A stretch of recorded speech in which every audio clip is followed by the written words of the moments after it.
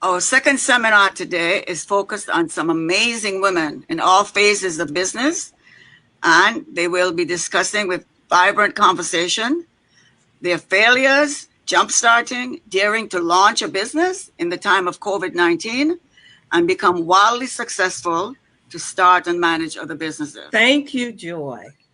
And thank you, Baltimore Times, for offering such a wonderful opportunity and experience for women in business in these times. And today we're talking about power plays for women founders.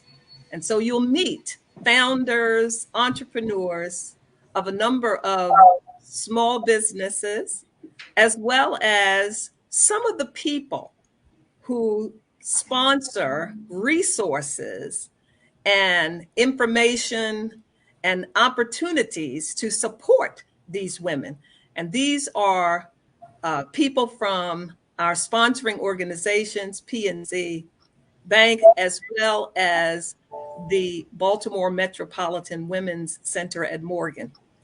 So you're going to have an opportunity to really talk and share and engage. My name is Burnett Jones. I'll be your moderator today. I'm the founder of Conscious Life Design Systems. And also, over many years, business owner, a background in many different things. I want to share with you our panel for today.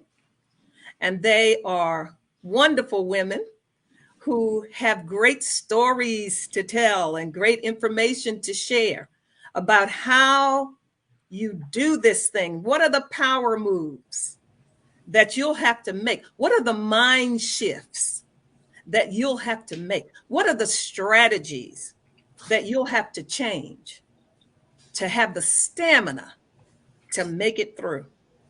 I want to start with sharing our some of our resource people and sponsors. We have Melanie Farragut from PNC Bank. And Melanie, tell us a little bit about your background with women in business. Sure, absolutely. So we are delighted to be a part of this today and to bring some information to support business owners like yourselves. So within PNC, we have a program called Women in Business Certified Advocates.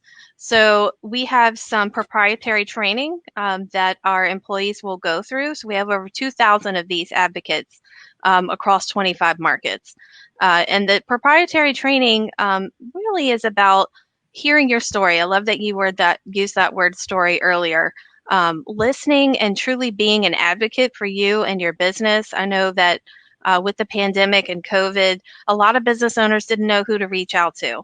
And our goal is to truly be that banker that you have a relationship with and that you know in a crisis, I'm going to call my banker.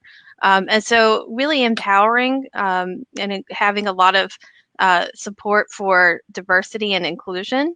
I'm also the president for our internal resource group and for Women Connect. So we're also working within PNC to empower women within finance, again, to encourage them to be part of the advocacy program, but also to provide trainings for leadership qualities and to really be a support both externally and internally.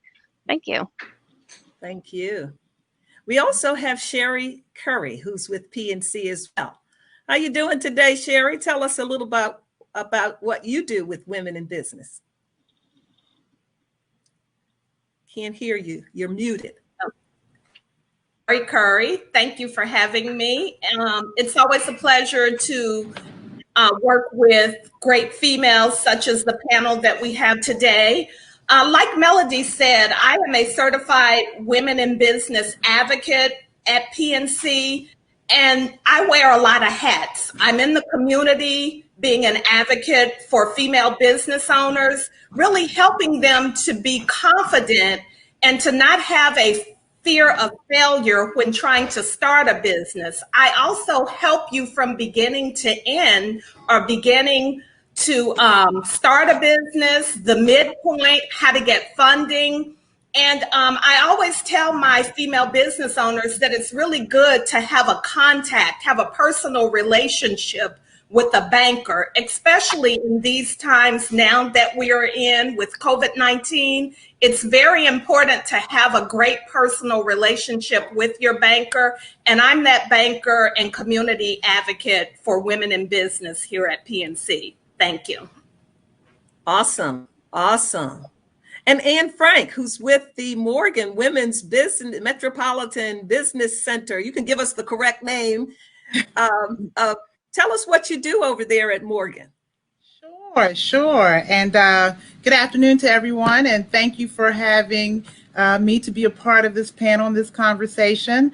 So I am excited to share that the Baltimore Metropolitan's Women's Business Center is hosted by Morgan State University.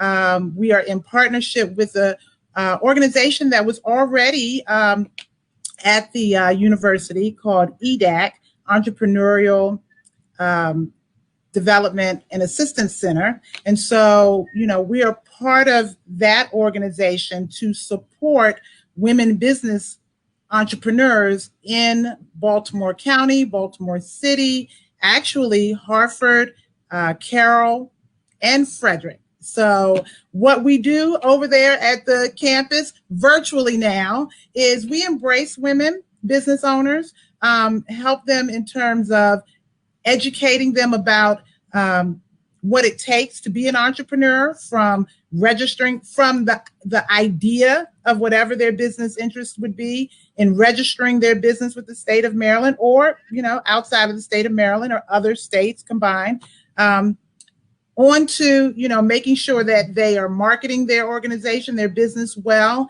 and engaging their customers and the community so that they will learn of resources and take advantage of resources such as PNC and others to, make their business grow. So that's what we're up to.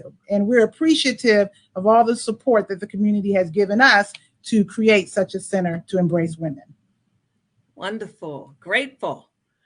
Wow. So now let's get into the meat of this. We have 3 entrepreneurs who I'd like to introduce to you, and then we're going to have each of them share with you their stories of how they ended up in business. Amanda Mack, who is got that awesome hairstyle there. Amanda, thank you. We just saw you on the cover of the Baltimore Times newspaper. Thank you. A very powerful story. Tell us, how did you get into business? And are you a first-generation business owner, or just what's your story? What's the background? Oh my goodness. So I could talk all day about business. I'm actually not a first-generation business owner. I come from a long line of women who are very creative, very entrepreneurial. So my gifts and talents are very much a mirror of, the women I grew up with and my family. My grandmother, mom, and aunt all are in food. My grandmother, she was a chef and a baker. She worked at some of the earliest restaurants here in Baltimore. My mom, she has a catering company. She's had it for about 10 years. I worked with her in that, and so does my aunt. I actually didn't start out in food. I was in marketing, communications, graduated from Coppin State with a degree in art production and management. So I've always been very creative. I've always been I want to do this and that, things that, show my gifts and my talents, my creativity. But I've also been someone who at a young age understood the importance of giving back, supporting others, uplifting others. I come from a very large family. So I have great attributes from both sides, and I feel like I'm kind of like, the best of both worlds in that aspect. So tell us the name of your business, Amanda. Oh, I am the owner of Crust by Mac. It's a small batch bakery here in Baltimore. We started a few years ago. It's just like a pop-up. We were like slinging pies here in Baltimore. We popped up at our house at Ground and Griddled. And then from there, we were at other retailers. I always knew I kind of wanted to have my own thing. I managed a small bakery cafe in Reservoir Hill. And I just knew I wanted to do more. I wanted to be more creative. And I got on the journey to kind of like figuring out what that looked like and figuring out the road to success for starting your own business. Learned so many things. Oh my goodness. On the way that I will be excited to share throughout the course of this seminar today. And I can't wait to taste some of what you make. I know that's going to be a party. It's going to be a party. So then we're going to move to Takia Ross.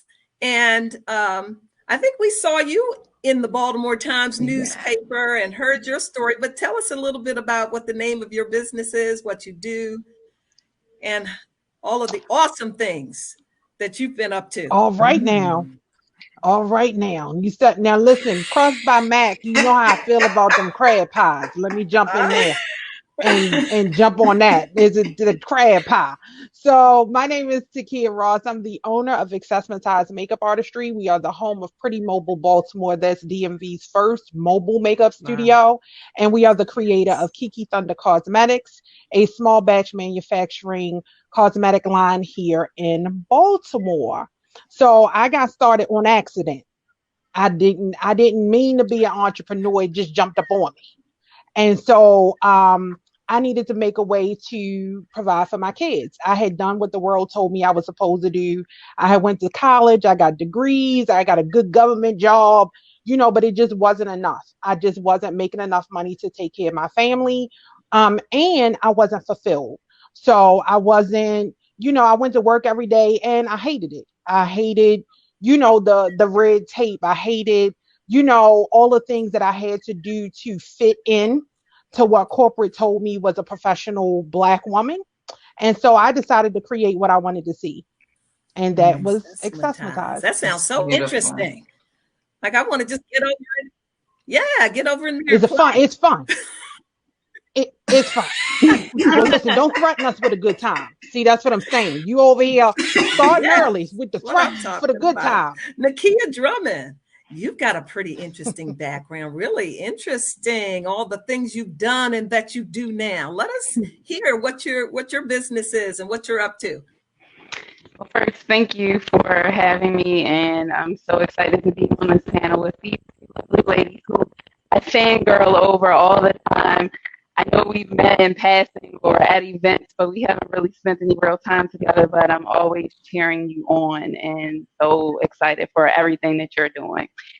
I'm Nakia Drummond, and I'm founder and CEO of NLD Strategic, and through NLD Strategic, we have launched the Women Entrepreneur Leadership Lab. So NLD, the boring stuff, if you will, no, it's fun for me at times, but we're a management consulting firm focused on social impact, primarily in education, but also community development and in my passion, economic development and inclusion for Black women. And that is where we launched the Well, which is a membership network for Black women business owners so that we can use what we got to get what we want, forging collaboration and building community with one another, networking and supporting one another, and growing new products and services together, doing what we've been doing for generations, and just making it work for us. And also we use the data that we collect through the Well to advocate for resources and things that we need, ways that we need to be at tables to show up for our businesses and get what it is that we need out of business. And that is the long and short, but how I got into business, Really, I think I've been an entrepreneur my whole life, in some way, shape, or form. And with starting the Well, one of the things that I recalled was that when I was 8, I started a membership organization for girls in my neighborhood called the Girls Talking Walk Club. And it really was about us building community. So I was always meant to do that. And in terms of the consulting, my consulting practice, it really was, I started my business 6 months after my son was born. Crazy. But I did because I wanted to own my energy. I needed to own my energy so that I could show up for myself and my family the way that I wanted to and needed to. And I knew that I was smart enough to get it done and skilled enough to make it happen. And so that's what's been happening ever since. And we've been growing. Wow. Amazing. Really, really excellent. But let me ask this question, and I'm just going to throw it out and we'll start. Do you think women entrepreneurs in this day and age have more challenges than men? What do you think? Who's up? Yes. Yes, and double yes. Okay. Period. Period. Yeah. Thank you, Nakia. Period. You know, I think we need to recognize that women have always carried the weight of the family on their shoulders, especially African American women. Mm-hmm. Historically, we have been all the things that the family needs. We're the breadwinner, we're the nurturer, we're the disciplinarian. You know, we're the creator, we the food maker. We Uber. You know, we all of the things. Yeah, listen, Nakia, you better say it. Whatever required. Yes. And so I think this has been exacerbated, you know, for a number of reasons. You know, entrepreneurship is not new in the African American community, and it's absolutely not new for African American women. Black women start businesses at 6 times the national average, and that's just out the gate. We're not playing with this entrepreneurship, but a lot of times we don't even know that we're in business. Yep. We don't even know it's a hobby that turned into a business. And a lot of times we don't have the family structure to be able to support us. So we're not having those conversations at the table, you know, about how to get money, how to keep money, how to grow money, how to invest money. We're not having those types of conversations. How to not be scared of money. Yeah, listen, don't say, listen, you better say it. You better say it. And so, and now. Go ahead. No, wait a minute. And it's time to talk about what you said, and came in. You know she had something to say because her fingers was moving. We can't hear you. You need to unmute. And you're on mute. Well, can I say something, Ed? Okay. Oh, We missed all of okay. that. Replay. And to use other people's money. And to use other people's money. Yes. Yes. Yeah, and that's a part of the fear of money too, right? Because there's this fear that you're going to do something wrong with it, or it's going to slip through your hands, or somebody's going to be after you for it, right? This overall fear. So not using other people's money is all about the fear of money, period. That like either I'm not worthy of it or I need to keep distant from it because of what it might do to me or my family. Yes. And then too, we need to be mindful that, especially as a Black woman, I know my mother told me you just can't be walking around here asking people for money. You can't just be out here walking up on people and saying, can I get some money? Can I borrow some money? And so culturally, we have to address some of the cultural implications that we have in our community around entrepreneurship, wealth building, accessing capital and resources, asking for help, you know what I mean? Working together, that sort of thing. I think Sherry had something to say. As a banker, that's why I am passionate, and it's very important to have a relationship with a banker. I'm a woman, I'm a mother. Everything you're saying, I agree with. That's why I try to sit down with women and help them to understand how to get funding, how to get lending.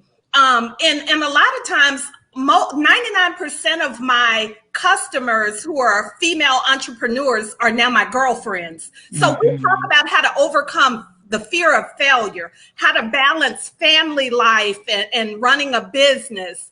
But again, it's so important to have a banker that you have a relationship with that understands those challenges that you face as a female business owner. And then, you know, I'm a Black woman, so I understand it from being a woman and a Black woman, but it's very important to develop a relationship with that banker so that, you know, they look out for you. I look out for my female business owner client before anybody. When the PPP came out and all of this stuff, I was on the phone calling to make sure they got a piece of the pie.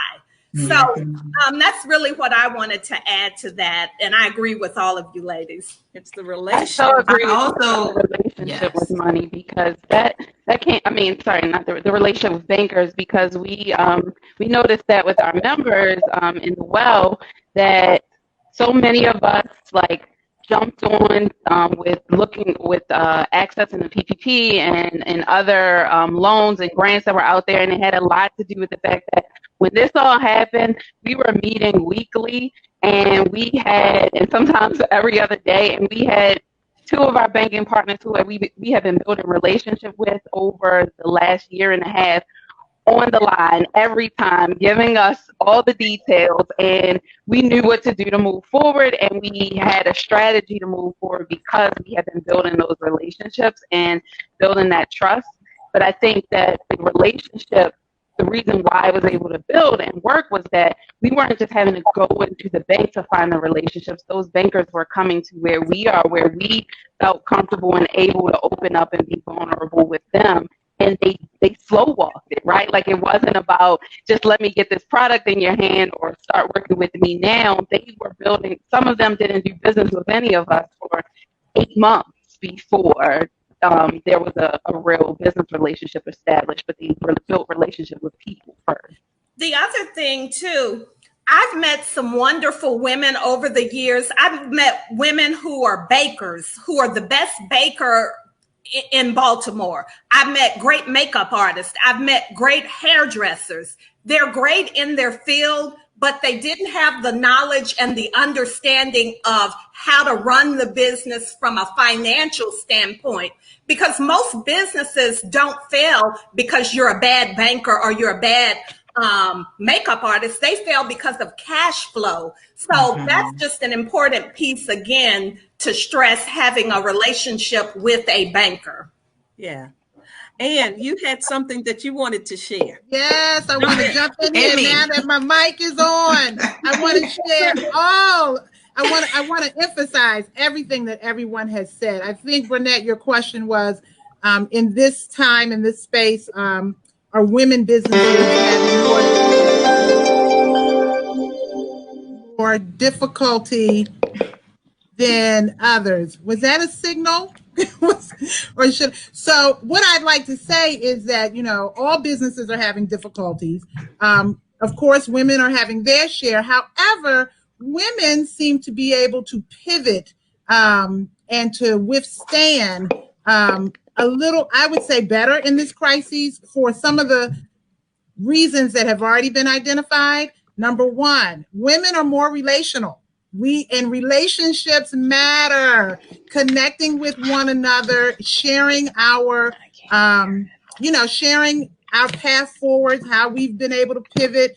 Women business owners, just like you're having this conversation, this forum, we do this informally all the time. And so we've been helping each other in terms of, and we've been a resource for each other. So relationships, resources, certainly your banking resourcing, your accounting, finding people to help you do social media, all kinds of, and certainly the Women's Business Center is a major resource. We, some of the ladies on the line have talked about how they fell into their business. I think it was Takia that said that, you know, it jumped on her. Entrepreneurship jumped on her. And that happens because when people are creative and looking for something different, opportunity avails itself. But then we got to go back and we got to get the technical support that we need so that we can mitigate some of the risks that come with business ownership, right? Because we're good at what we do,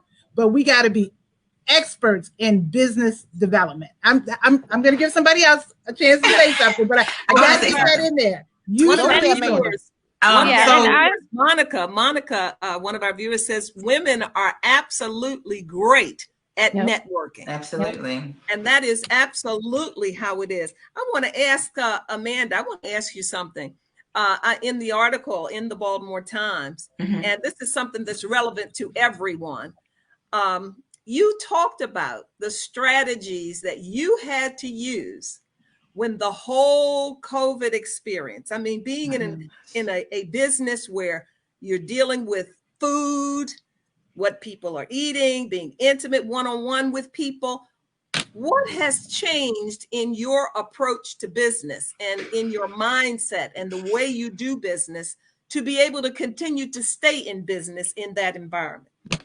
Well, first of all, I want to say that when COVID happened, everything changed. Everything shifted. We went from being, because we're very like service based, we're very community forward, we're very like close. We want people to feel like family. So our whole business model was structured around being social, inviting people in, curating experiences that kept people close.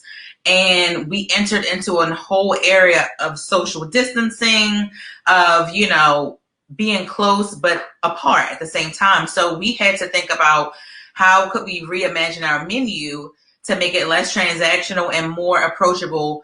Even though it was still like you're just coming to the counter to get food, we still wanted people to feel close to us. So we had to completely change our whole menu, our whole dining experience, because we were going to offer like dine in, we were going to offer like taking things to the table and catering opportunities, small event opportunities. If you come into your home or come into your event.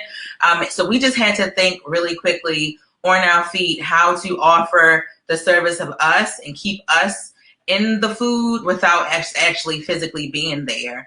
One of the things I realized was, as far as prep, production, and service, we had to now wear masks. All of these healthcare obligations that we had to do to make sure that, one, we were staying safe, because I'm a mom of 3 kids, and it was very risky for me to just say, okay, I'm going to open, because now I'm putting myself at risk. I'm putting my family at risk. But we had to figure out a way to do it that was safe and to encourage people to come out. So we did like curbside, we did delivery, like we tried to do everything that we could to make sure that we were still servicing customers. And actually the first couple of weeks when the stay-at-home order took place, we actually just became a resource for like frontline workers. We put a hold on our business and we wanted to show up for the community. We wanted to raise funds for the Maryland Food Bank. The first thing that came to my mind was food insecurity. Families who kids couldn't go to school and needed those meals. How could we help them? How could we be of service to them? So a lot of our business, yes, it's food, but the other part is more about service. How can we be of service to our community, our friends, our family? So Crush just became a vehicle for getting meals out to organizations, helping small families with facing food insecurity. And I think that really kind of showed people that we are committed to the community, which is why when we actually opened, we had that support that we had for people coming out week after week, showing up for us. We're splitting our tips and donating part of our proceeds to people who need them most. So for me, it is a business, but it's also about how I can show up for other people. So I think that that is one of the things that sets us apart and helps people to show up for us so that we can show up for other people. I think that's one of the reasons we're so successful now, because, you know, we are out there getting our hands dirty. Like, we're like, how can we help? What can we do? Like, how can we be of service to you? Because food definitely keeps us close. It reminds us of those times where we're sitting in the kitchen with our grandparents, with our cousins around the table. Those happy times, we try to recreate those in every area of our business. You know, I think that a natural part of who we have to be as Black women brings all of that into who we get to be in business. We get to be community. We get to bring not just something that we're selling, but we get to bring, how do you create community at the same time and nurture and give and service Yeah. And some of our listeners are agreeing with us with the comments that are coming up. But I want to ask Melanie something about how the bank, from a bank's perspective, what kinds of things are you seeing women in business coming to you for in these times? Are there resources? Are there special services? And you can jump into Sherry, but I wanted to ask Melanie that. Sure. So I think it's important to look at the history of women in business. So I want to celebrate all of you because it's quite an accomplishment. You're all very young, but in 1988, which is only 30 years ago, a woman could not get a business loan without a male relative signing. And so what that looked like was someone would have to bring their 18-year-old son into the bank in order to be able to get business lending. So we recognize, and that's part of the training with PNC, is to recognize some of the long way that we've come. But as you were talking earlier about the differences in maybe the women approach investing or money, there's actually a video that's out on PNC.com today that talks about, are we talking to our male children and our female children differently in the way they approach money? So what we see, obviously, are the same needs, but what we want to promote is that relationship. Like you've all been talking about and what Sherry talked about as well, is making sure that we understand you. So each of you, the baker, the beautician, the consultant, understand your story and what you're trying to accomplish before we start talking about banking. So how do we help you get to where you want to be?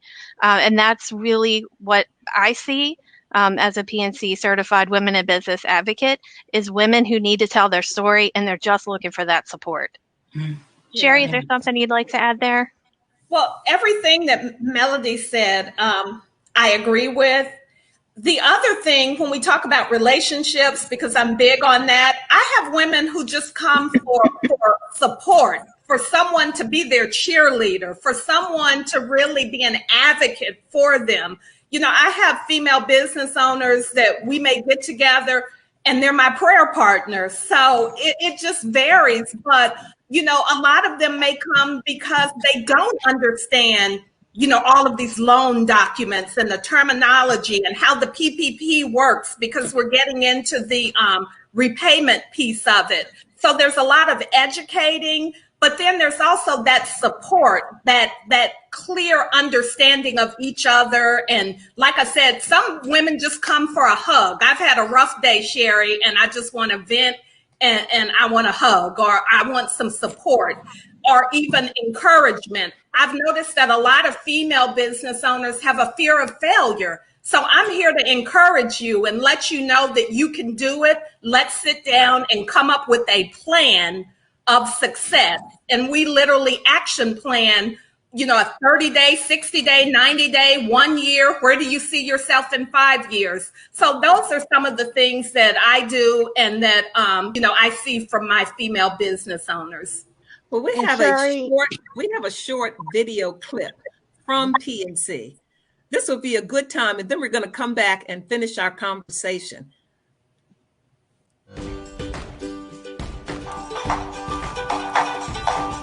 Equipping women with the financial tools and resources they need to lead companies and communities into the future is the work of women's business development at PNC. PNC is committed to supporting the goals of female financial decision makers, whether she's buying a home of her own, building a multi-million-dollar business, or achieving a coveted seat on a Fortune 500 board of directors.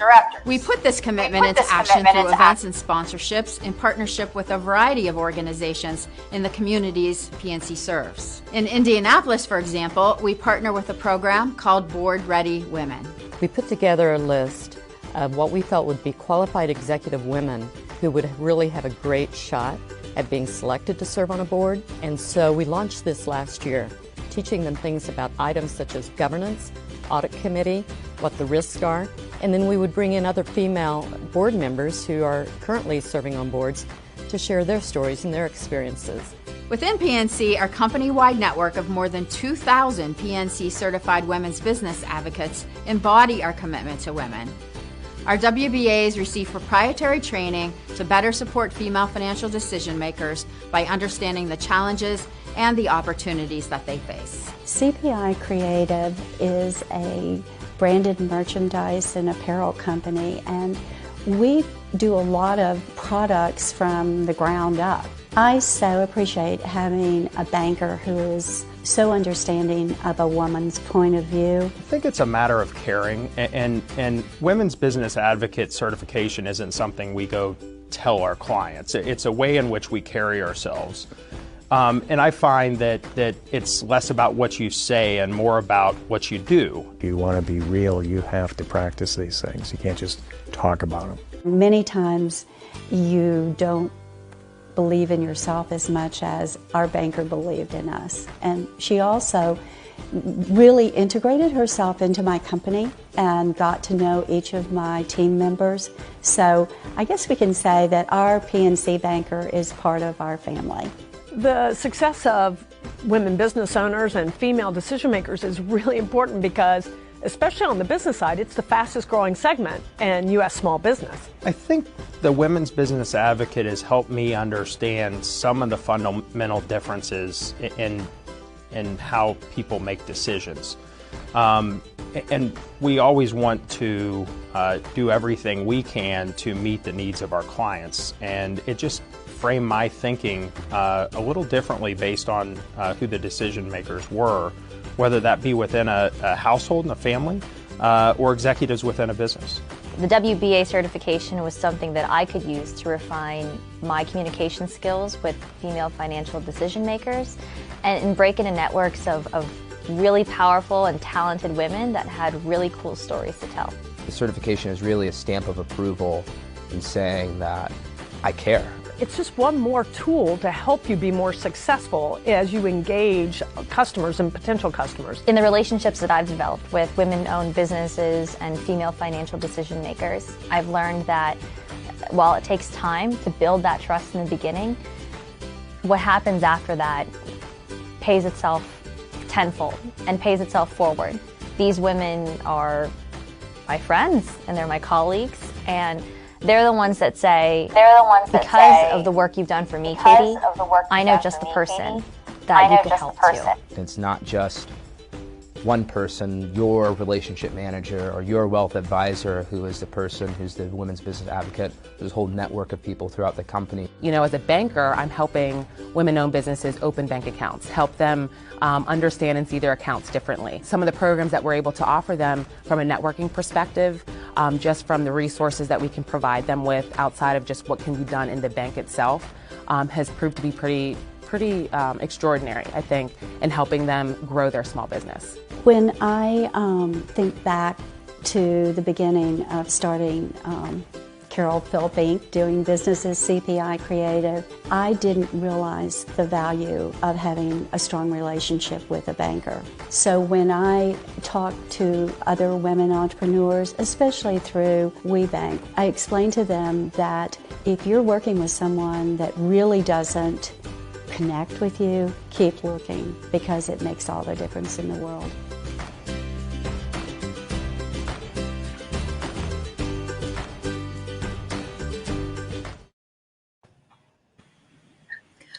It's about the people.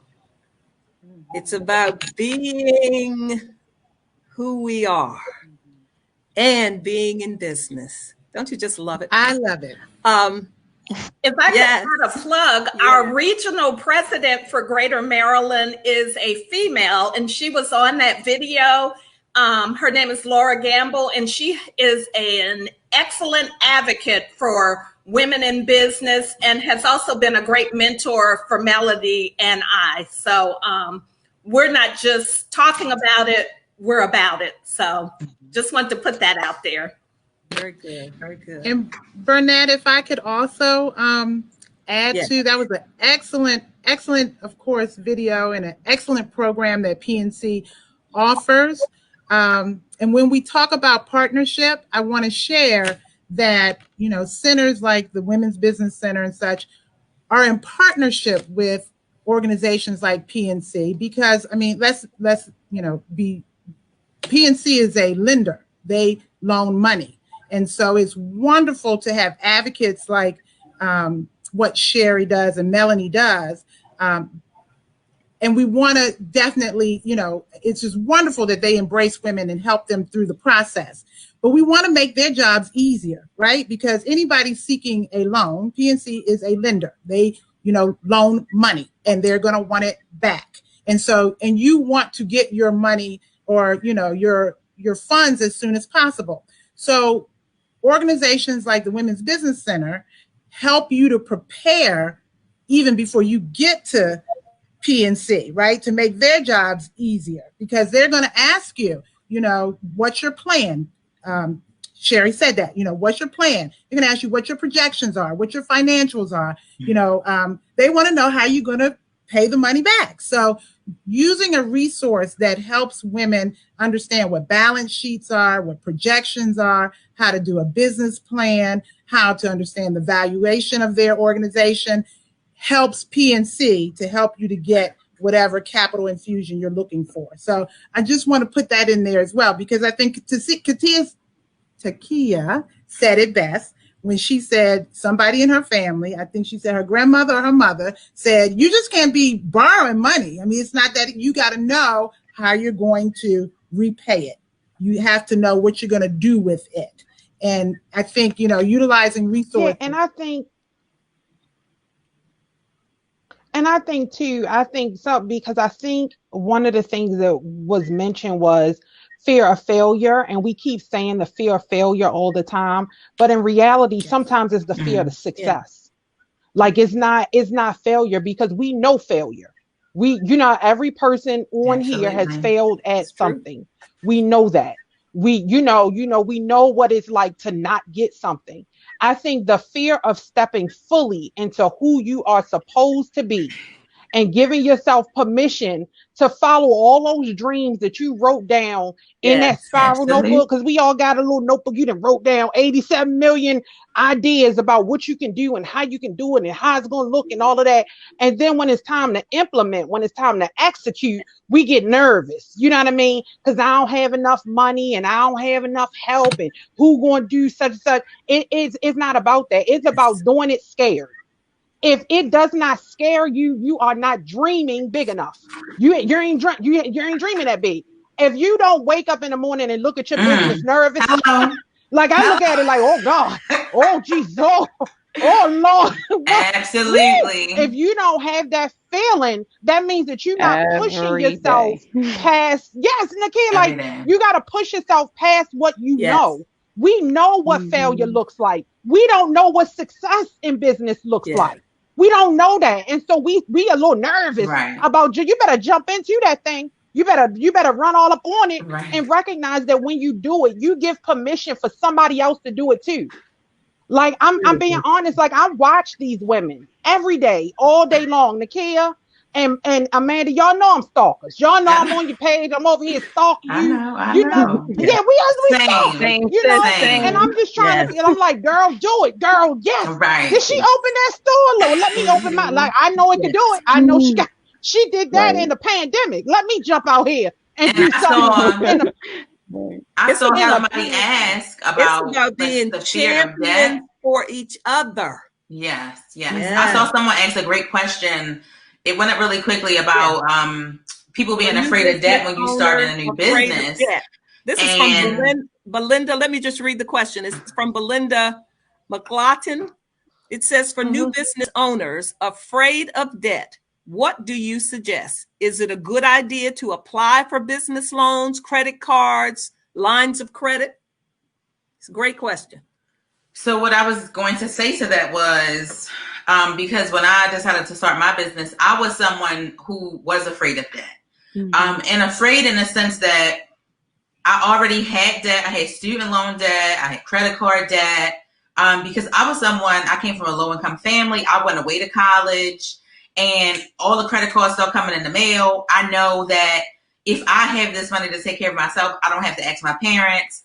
Of course, I got credit cards, incurred debt, and just things that were irresponsible in the beginning when I was young. So when I wanted to start a business, in my mind, I'm thinking like, I don't want to be further in debt, right? Like I felt like I didn't want to take out a loan, but those things are actually investing in yourself. Like you have to believe in your business enough, believe in your brand enough to know that you have a strategy, you have a plan, and you're confident to ask for this money because you know that your business will be successful in returning the money that you were loaned.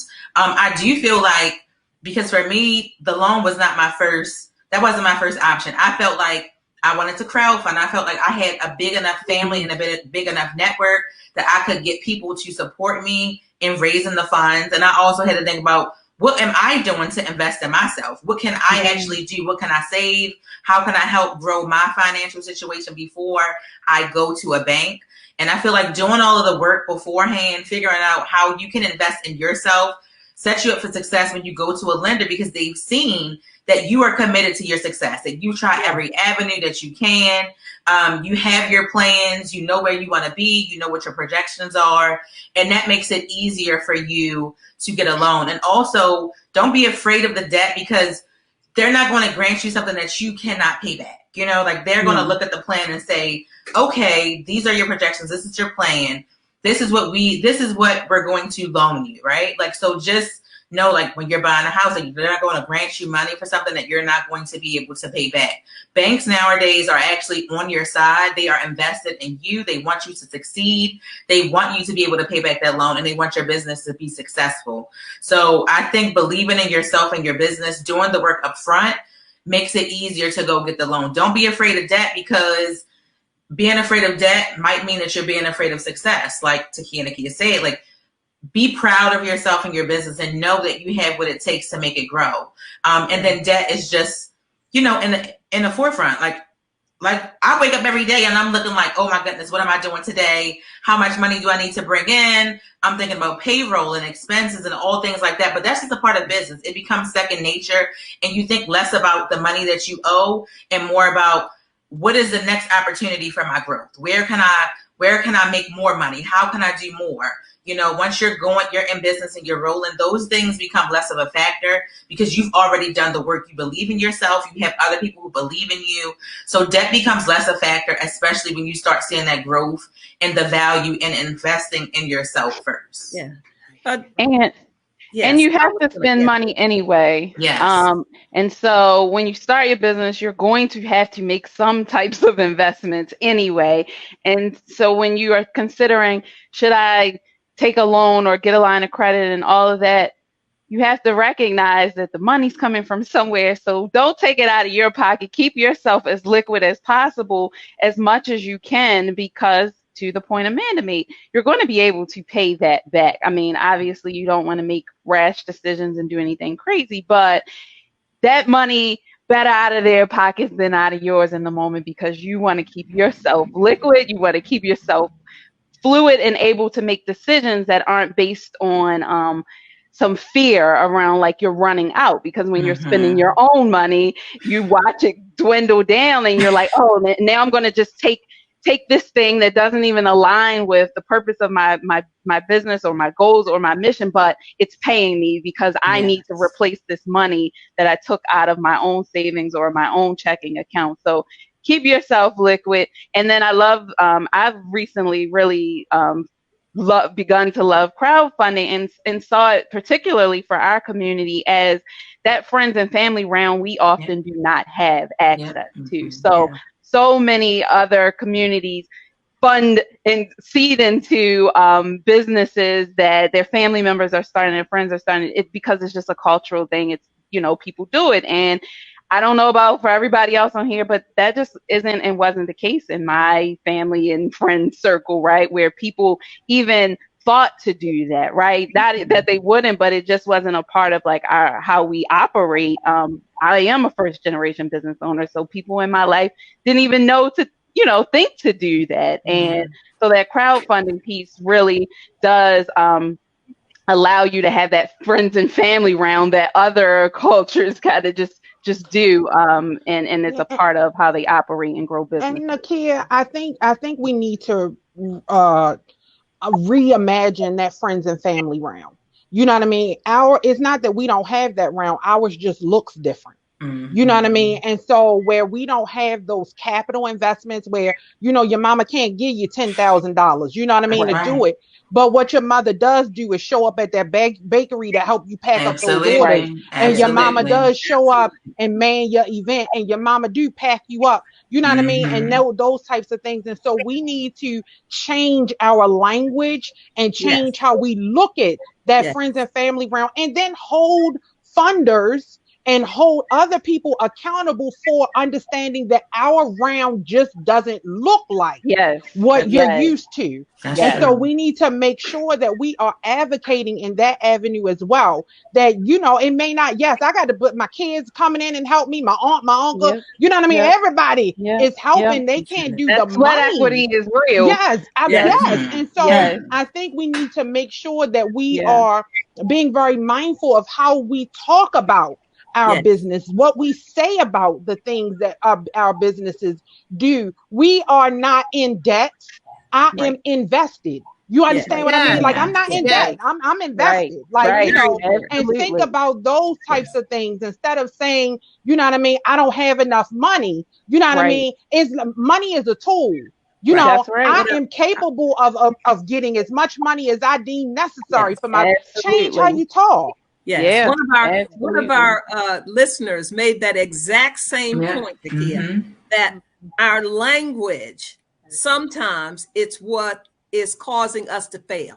It's about being able to speak the words that uplift us and that make us mindful and conscious of what it is we're doing and what we're intending to do. This is the kind of work that we do with people in conscious life design systems to help people get clear about what you're really intending, and then to align everything that you are doing in your business, in your life, to be consistent with what it is you really do intend, and not speak about your limitations or invite them. It's in the mind, because there is no lack. A holistic way, way of being in life and being in business, and that's a winner. That's a winner, whatever the outcome is. It's a winner because you're going to learn, you're going to grow, you're going to develop, and offer a wonderful service to community. I think when you said limitless, I think we need to stop putting those words together. Yeah. You know what I mean? Like that. I want to limit less. You know what I mean? I want to fear less. Like, don't keep putting those words together like that. Like you speaking it into you. Stop doing that. I fear less. Now it's not that I'm not I still got fears. I just fear less. You know what I mean? I limit myself less. And so I think, and especially in business, like this is because sometimes you are working by yourself. We forget that you work like it's you all day, all the time. You are the face of the brand. You got to do the work. You working in and on your business at the same time. And so if you can't find ways to motivate yourself, you know what I mean? You have got to find ways to come out on the other side and recognize, listen, I give myself 48 hours. I can sulk, I can cry, I can bleed, I can moan, I can complain for 48 hours. When that 48th hour hit, baby, you better put some lipstick on and a lash, and you better go out here and you better take over the world. You can't just be out here. You know what I mean? Because you don't have that. We don't have that kind of time. So it's just kind of like making sure that you follow people that encourage you to keep pushing. Absolutely. Yes. Absolutely. You got to follow the people. Like, you can't just be around people with that kind of mindset and expect not to have it. Right. It jumps on you. Yes, you have to. Go ahead, Burnett. I want to make certain that we have time to put up everybody's contact information, because the people who are listening are on fire. They are just into this, like for real. And they're going to want to know how to be in touch. So we need to hear from everybody. What's your contact information? How do you want people to follow up with you? And then we're going to go back, and we still have about 30 minutes left. I know we could go on the rest of the day, but. So I'm on LinkedIn as Nakia Drummond. I'm also on Instagram as Nakia by Design, and I'll turn it over. Very good. You can find me all the other ways right through those two. Very good. Come on, Takia. You're on mute. I was on a mute. I was on a mute. That's what I was on. I am on all of social media at Accessmatize. So you can find me all across Facebook, Instagram, Twitter, all of that. I'm on LinkedIn at Takia Ross. So you can find me. I'm there. Accessmatize. Wonderful. Yes, ma'am. And I am also on LinkedIn as Amanda Mack, and I'm also on all social media, Crust by Mac or Mrs. Married Mac is my account. I kind of show more of my family life and the real side behind what business actually looks like. You might see me at 4 a.m. at the bakery in the same clothes I had on the day before. But yes. And who gonna check you? Listen, and who gonna check you? Ain't nobody gonna check you. Ain't nobody gonna check you, Amanda. You're sleeping it. I mean, you're up at night. You're waking up 3 or 4 o'clock in the morning and getting the download on what it is that you need to be doing. I mean, it's all of that. Yeah. All right, Ann, how do people get in touch with you? Sure. The Baltimore Metropolitan Women's Business Center at Morgan has a website, baltmetrowbc.org. And certainly you can email me at ann.frank@morgan.edu. Be happy to respond to any, thoughts, questions, and share with you how to become a member with our center. Very good. Sherry? I am on LinkedIn at Sherry Curry. You can also email me at sherry.curry@pnc.com. Very good. And Melanie? Yeah, so I would encourage everyone to go to pnc.com/women. And also, everybody register your business with our supplier diversity program for minority-owned businesses. And then you can reach me. I'm in the Severna Park branch of PNC. Same thing. I'm on LinkedIn, Melanie Farragut as well. Okay, very good.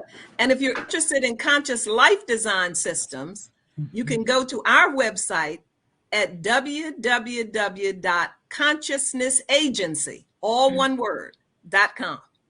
Very good. Very good. So, what do you wish that somebody had told you before you started your business that you would now pass on to new women entrepreneurs? Ooh, I have something. I would like to say this because I have been an entrepreneur since I can remember. I had my son at 19. And it's so funny because as a fan, especially as like a Black woman coming from like a very traditional family, like my grandmother, married, husband, she took care of us. I feel like a lot of times you have that mom guilt where it's like, you are a mother now. This is what you're supposed to be doing. These are your priorities. You need to be this woman who, that old housewife standard, like we're in a new age, right? Like, and it is okay for you to be selfish when it comes to what you need, like prioritize yourself first, right? Mm-hmm. Like I spent so many of my earlier years in business thinking about how can I serve my family and also serve myself and serve my business. And it got to a point where I thought less about my business because I felt like, I'm not being a good mom because I need to be out at 9 o'clock at night, or I need to be up at 2 a.m. to get this article out. So many things happen.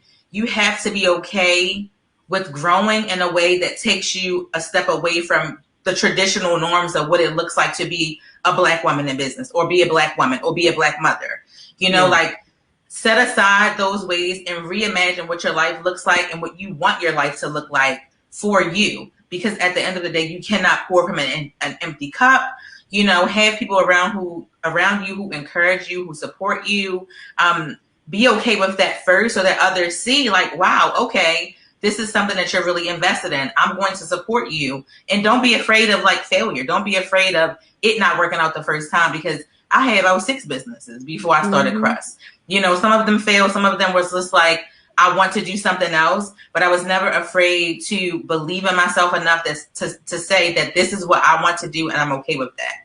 So I feel like believing in yourself enough, putting aside the norms of what you should be, depending on where you are in life, you know, make yourself happy first.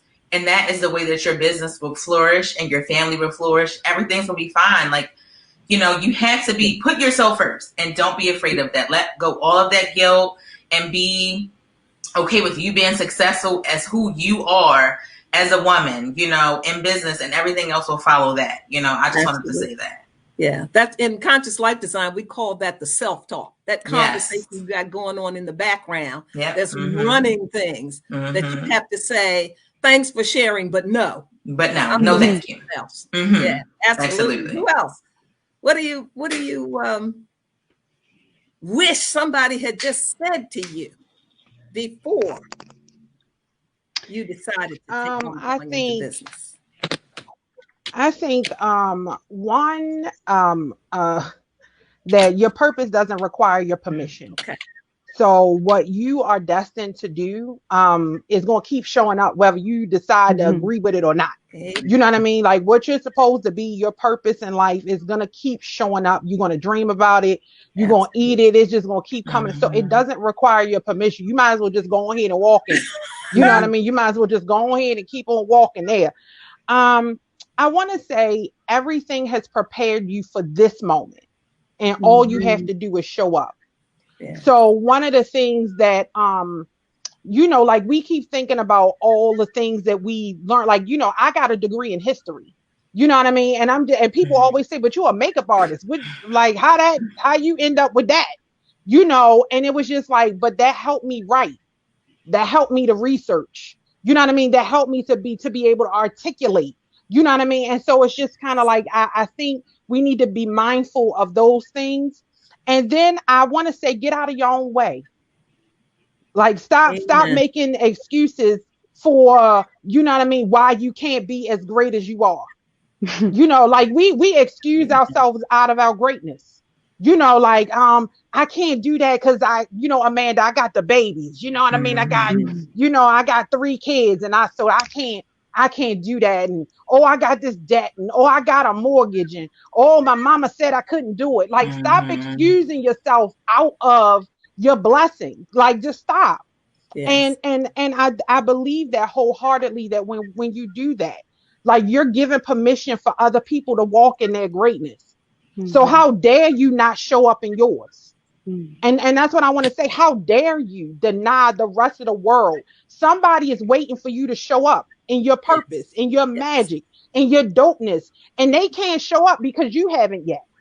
So stop waiting for somebody to give you permission to be great. Stop. Absolutely. Walk in it anyway. Just be and step into it and put on a red lip. And glitter. Put on glitter. Do it in a tutu. Wear the tutu. You know what I'm saying. Y'all know what I'm talking about. Wear the tutu. Hey, man, I have a question. Somebody says, if it can be answered, what if you're not too sure to know what you're good at to start a business? How do you go from there? Jamaica Evans is asking that question. Nakia, can you weigh in on that? I think that a lot of what Takia just said sort of speaks to that too, right? Like if you are paying attention to your life, to the clues that have been laid for you and for your life, like you really don't have to force it. You don't have to like create a thing. You will be led to it in a number of ways, and you will have everything you need, not all at once though, to get it done. You'll have a little bit here, but you've got to take action on that little bit there, because when you do, that next step is going to be revealed to you. So paying attention and recognizing that everything you do matters. That was one of the first lessons I learned in my first year in business. With no marketing or anything, the amount of business that came to me because of all the work I had been doing in the years leading up to it, that I felt like didn't matter, or nobody really saw me because my role was propping somebody else up, that it did matter, because when I told people this is what I'm doing, floodgates opened. And so recognizing that everything you do it with a spirit of excellence, and do it, you know, the work that you do, and I'm Christian, so I'll go, the work that you do for God, and like recognizing that if you are doing that work for God, that all those doors open for you, and that you will be elevated. And so you don't have to seek it out. If you put that intention out, that is a desire on your heart to own a business, and you keep your eyes open and keep your heart grateful, I believe that those doors will open for you, and just you'll be able to follow that path and be like, wow, and this connects to this, and I brought this thing in from here, and I didn't realize why I was doing that then, and this makes so much sense. And it will. It's all a divine process. It really all is a spiritual path. That's one of the first things I learned in business many years ago, in the beauty industry. I had a beauty supply distributorship, and it is truly, all business is also a part of your spiritual path. Yes. And absolutely. If you walk in it with integrity to what spirit is guiding and directing you, you will learn what you need to learn. You'll encounter who you need to encounter. The resources will come forward, the people, the right everything. So it is really about lifting your consciousness and awareness. I have another question, though, that came in I want to bring up from Paul Fowler. And this question is being directed to the bankers. And it says, what would you tell a new or small business owner to help them avoid some of the mistakes where other businesses have failed? I'm not a banker, but I want to get in on that too. Okay. So really quickly, I would say you ladies embody what an entrepreneur is, the passion and the energy that you bring as you talk about your business. But I have had business owners who come in and they are feeling very passionate about what they're in business for. But then I ask them a question. It could be as simple as, how much do you think you're going to get in revenue next year for your annual revenue? And they don't have an answer. So I would say having a plan. So coming in with a really good plan. I mean, you should be able to answer some basic questions, you know, about what you expect your annual revenue to be. And I think we've talked about that, but definitely coming in, really knowing what the business side looks like, as well as what you're passionate about. And Sherry, I'll turn it over to you if you have something else. Yeah, and I piggyback everything that you said.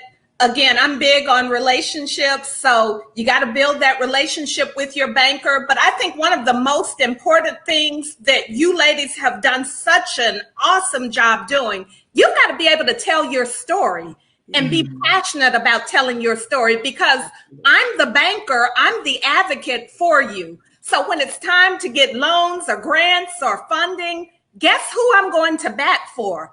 My customers who have told me their story and they've been passionate about it. I believe in it. We've developed a relationship and a level of trust that now I can go to whomever and go to bat for you to get whatever the loan or the grant or whatever may be needed. So again, being able to tell your story and have passion about it, and building a relationship with a banker that's going to look out for you and provide you with expert advice. Come on. Excellent. Come on, Ann. I would say the area that people overlook when starting businesses is that you have to work on your business, not only in the business, right? And what that means is you have a talent, a skill, a service that you're passionate about doing as a business owner. Absolutely. And sometimes you get in the trenches and you stay so much in the trenches doing the work, you forget to plan how to keep your business sustainable. You have to do the planning. And so you got to get the help. Go to the bankers, go to various resources to help you plan out what you need to do so that you can mitigate some of those areas of disappointment. I'm not going to say failure, but you can't be afraid of failure either, but disappointment. So you got to get help. You cannot do everything by yourself. And that's another thing. Business owners, they love, it's their baby. They want to hold on to it, and they hold on so tight. They don't let anybody else in to help them. So that's what I would say. Get the help that you need. Don't be afraid to get the help. And learn how to monetize everything. Get paid. That's another thing. It's good to give away and good give away services, but you got to learn how to make the money off of the services and the products that you're so impassioned about. Someone has a question here. Sean, I have a question about building your brand. What are the measures have you taken to protect your home life from business, but build your brand still? So that's a great question. My brand includes my home life. Okay. Like you got to be authentic, like live authentically in who you are. Your brand. And that's don't come out. Yeah. Like don't come out and fake the funk. You know what I mean? Because you are only going to be, you can only be good at being you. So don't pretend like you somebody else. So I bring it all with me. You're going to catch me, and you're going to catch me with no makeup on, my hair all over my head. You're going to catch my son is the shipping department. My daughter runs social media. You know what I mean? I got another one that's doing graphic work, you know, and it's just like you have to bring your family along. Be authentic in your journey. Don't be afraid to share, because somebody is going through the same thing that you're going through. Like they see it and they want to know, and they want to take this journey with you. Build your tribe of people who are going to come with you, who cheer you on, who going to be promoting you, who be, you know, that be on, you know, crust, you know, because I got to get my crust this week. That's what I'm saying. That's what I'm trying to keep putting this out there. You know, that when they stop past, you know, and bite their crust, you know what I mean? They got to do a video about the crust. That's the tribe. Like you have to build that, and you do it authentically. You know, you do it, and it's not about the logo. It ain't about the logo, because people could care less sometimes about that logo. They want to know who you are, what you stand for, you know, what you believe in. You know, yes, like they want to know you. I think businesses now, like we're in a new phase of life where it's okay to be a human being. At first in businesses, it's like, you know, you see all these celebrities, they don't want to have their children around, they don't want to have their men around. It's just very strictly like, I'm a business professional and that's it. Now everybody got a baby on their hip. You know, they're showing the real side behind the business, because people want to connect with real people. Like, it's okay to be human. It's okay to be you.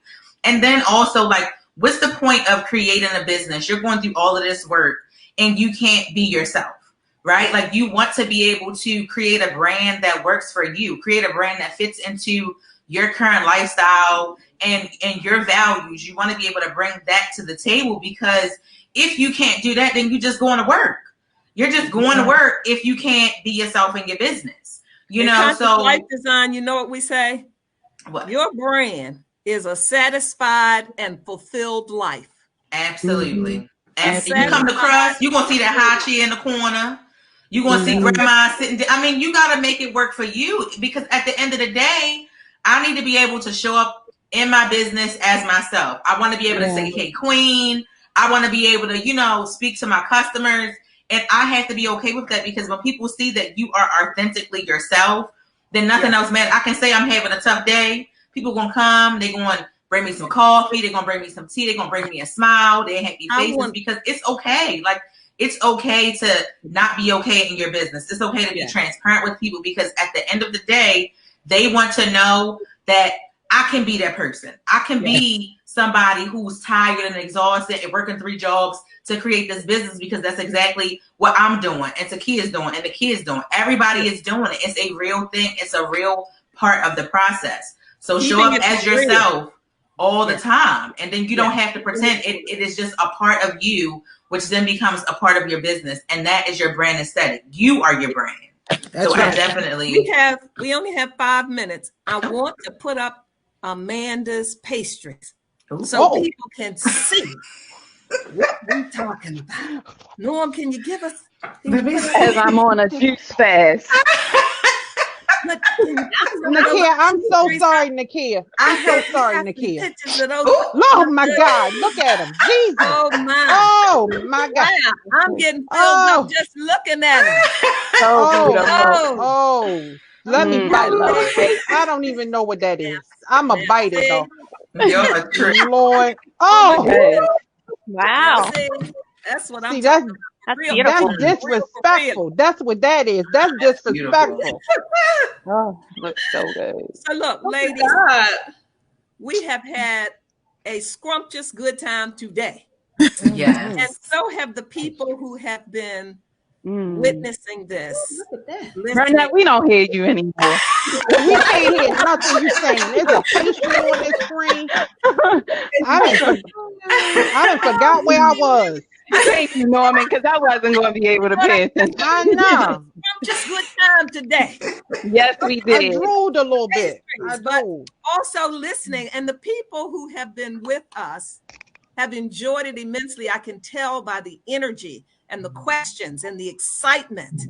And so I want to thank each one of you for everything that you are bringing in this moment, but also what you are bringing to life and to people and to communities by being who you are, being in the businesses that you are, which is an extension of yourself, and just bringing so much love. Just bringing so much love. I want to thank Joy Bramble, the Baltimore Times. Thank you. For creating this space that we could share ourselves, our stories. I want to thank PNC Bank for offering such great resources. I want to thank Ann over at Morgan and the Women's Center over there, Amanda, Takia, and Nakia. I just say to God be the glory. We thank you so much. Thank you. We've had a wonderful time. Thank you. And we are looking forward to the next opportunity because people had some questions that we didn't get a chance to answer. We should just get together regularly and just. We should get together. Yes. I know. I'm sitting here like we might just need to go live, y'all, because that's true, Nakia. We're going to do this at the Women's Business Center. Yes, we're going to be having tell your story. That's ongoing, peer to peer. Yes, we're going to do. Love it. This is a ball. This is satisfying and fulfilling. Yes, is what I would call it. So thank you so much. Thank just you. Keep on doing what you're doing and being who you're being. Thank you. Thank you. Thank you. It's been an honor. Incredible day. Yeah. And life and business of your choice. Peace and blessings to you. Thank you. Bye. Thank you. Everyone, thank you. Bye, everyone, for being here. Thank you for being here, sharing this with us.